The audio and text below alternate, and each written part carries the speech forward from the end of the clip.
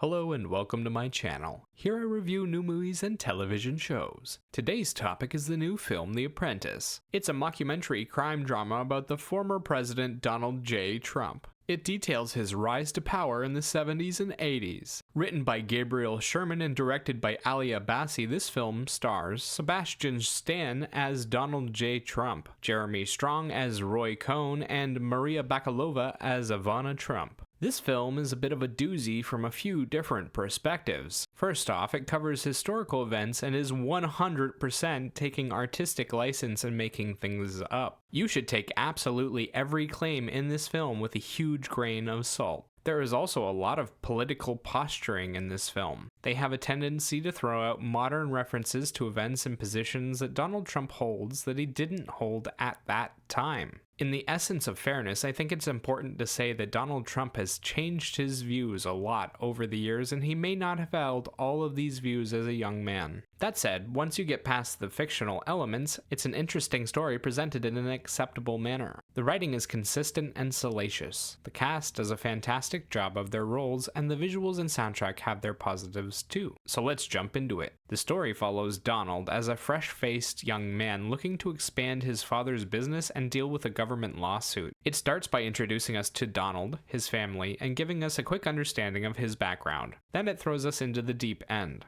We meet Roy Cohn, a powerful attorney and a very well-connected man. He takes us and Donald on a wild ride through the New York high life and starts to show Donnie the ropes. They bribe businessmen, blackmail politicians, and Donald learns some life lessons he'll never forget. As Donald's business grows, so does his appetite, and soon he finds himself overtaking his mentor. The master becomes the student, and Frankenstein must contend with his new reality. The story is consistent with a lot of juicy details to keep things exciting. It explains itself well, at times a little on the nose, but also gets to the point quickly and doesn't waste time mincing words. It's also got a powerful message at its core. If you play with fire, expect burns. If only someone had told poor Roy that. Cast-wise, the film has a few big performances and a lot of bit parts. The big role is Sebastian Stan as Donald J. Trump. He gets the most screen time and does a fantastic job impersonating the man. He starts off by portraying him as an innocent, slightly lost young man who is very impressionable. Then, as the film progresses, he becomes a powerhouse and grows into the man he is today. A fast-talking, wise-cracking front man that knows how to capture an audience. Stan is called on to do a few big emotional moments and knocks them out of the park, making him seem sympathetic. Then he also gets a few monstrous moments, and he plays them in a terrifying way. There's one scene with Ivana Trump that was really uncomfortable to watch with how violent he was. Outside of Trump, there's Roy Cohn played by Jeremy Strong and Maria Bakalova playing Ivana Trump. Jeremy Strong plays a wisecracking, fast-talking lawyer who teaches Trump everything he knows. As the story progresses and their positions reverse, Strong plays out a few outbursts that were filled with emotion and quite moving. That scene at his birthday dinner was especially powerful. It made me feel quite bad for him despite how he brought it on himself. Maria Bakalova doesn't get as much time as the other two, but still does a fantastic job. She plays the first wife of Donald J. Trump and a big personality of her own. At first, she meets Trump and tries to play hard to get. She rebuffs him at several turns, but eventually gives in to his unrelenting pursuit. Bakalova shows great chemistry with Sebastian Stan and does a haunting job of her big scene with Trump. She goes from a happy-go-lucky lady to someone who clearly hates her own existence in a very short span of time, and Bakalova plays that transition beautifully. The visual journey is a grainy return to the 70s and 80s found footage style, which means choppy editing and shaky camera work. It takes us through a few of the high roller spots in New York City and shows us the life of a real estate tycoon rising to power. It's also got a lot of talking and not a lot of visual fodder. There are a few visual metaphors here and there, and a few powerful scenes, but nothing really stands out. The closest they come is with the debauchery party near the beginning. It's got a few nude models running around and a few sex acts, but doesn't manage to create much beyond a tiny bit of shock value. Sound-wise, the film uses dance instrumentals and a few orchestral tracks. The dance instrumentals give that 70s dance vibe to the film and help set the era.